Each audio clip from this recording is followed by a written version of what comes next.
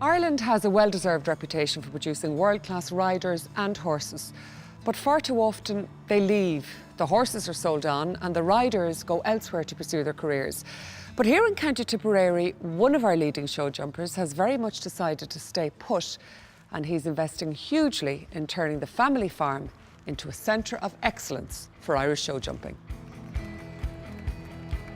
Greg Broderick first came to international attention when he was part of the winning Irish Aga Khan team at the Dublin Horse Show in 2015. Fantastic, yeah. Double clear.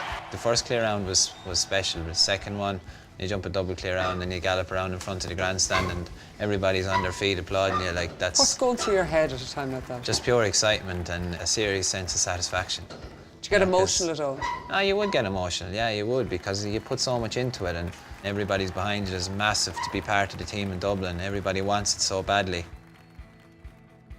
As a young boy, Greg had two passions, horses and hurling. But the thrill of jumping big fences won out and eventually brought him all the way to the Rio Olympics. I really started to love the technicality of the show jumping. I was intrigued with it and then I just fell in love with it.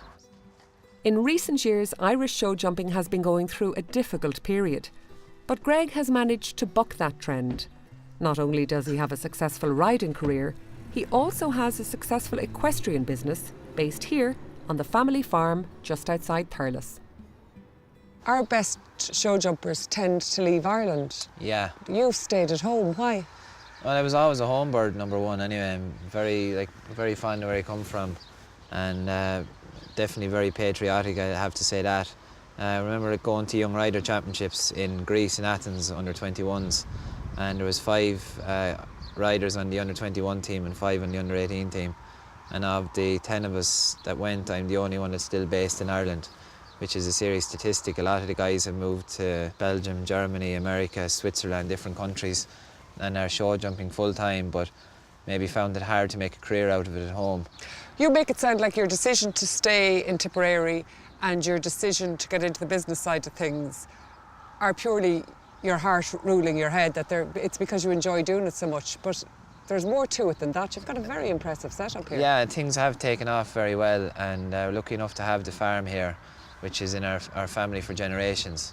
And thankfully things have been going well, and you know, things are developing very well, and I've been very lucky. But I would put a lot of that down to not just the ability to ride horses, but it's the ability to buy and sell horses as well. That's definitely where most of the capital comes from. It's having the eye to pick out some nice young horses, to produce them well, and then to have a market to sell them to.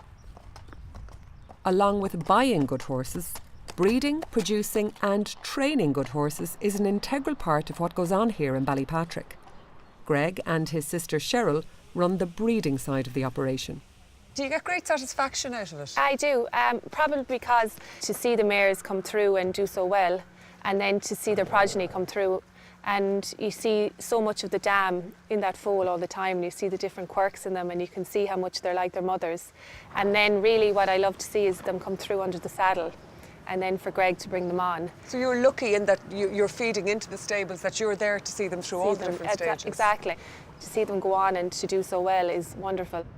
Working together and, you know, being part of a family business, when it all goes well, you would be bursting with pride. When I see Greg, you know, jump a double clear in an Aga Khan and go to the Olympics, I think it makes all the hard work and behind the scenes work worthwhile. To create a business like this requires a lot of investment. Greg was lucky in that in 2016 he sold Going Global, the horse he part-owned and which had brought him so much success. It was a record break and it was the most expensive horse ever sold out of Ireland, so it was nice to have your name attached to it. It was bittersweet, like I said, for the business side of things, it was a massive thing for me as well to get a horse of that high profile sold, and it was a lot of money. But it's also very disappointing to lose your best horse because he was part of the family for 5 years. The only thing I have a bit more difficulty is that when people see me coming, they all think that I have a big checkbook now, so they're all welding on a few extra quid onto the price of horses. But you just have to get used to that. We work around that as well, so we do. The upshot of all this investment and hard work is a thriving business that is bringing economic benefits to the local area. Greg's sister Olga looks after the day-to-day running of the business. There's 15 people working here now between riders and grooms. It's a local business, it's a country business, and it's something that we have tried to build around our locality. Any of the newer land purchases and stuff have all been in the area, but it's very important that this is our base. Ballypatrick is home. The Broderick family have been here for 8 generations now. Greg's dad, Austin, is delighted that the new business, which the farm is home to, is providing a living for the entire family.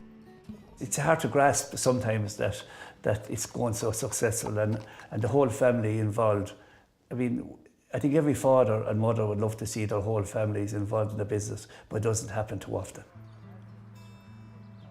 We're starting to breed top-class horses now here again in Ireland. And as you know, the Germans and the French and the Belgians, they wouldn't come to Ireland anymore.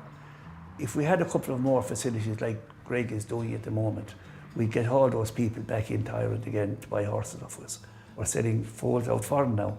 So that'll give you an idea that the standard is being raised, and we're going to raise the bar higher if we can. We're going to go to the very top breeding if we can. Greg is convinced that it's not enough just to breed and train the best horses. Facilities in Ireland also need to be improved if we are to attract buyers with deep pockets. For a young stallion, he's actually quite calm, isn't he? He has a very good temperament. Yeah. He hopes that what he's doing here in Ballypatrick can be a part of putting Irish horses and Irish show jumping back at the very top. You see how he reacted there? He was quicker from the ground. He got higher. I'm not saying people aren't doing their best here and trying, but we definitely need to step it up a lot to catch up with mainland Europe. If people are going to buy horses and put money into them for us guys to ride, they need to be well looked after. It's only fair. And those facilities are not in place in Ireland. We do have an uphill battle to catch up, but it's not to say that we can't do it.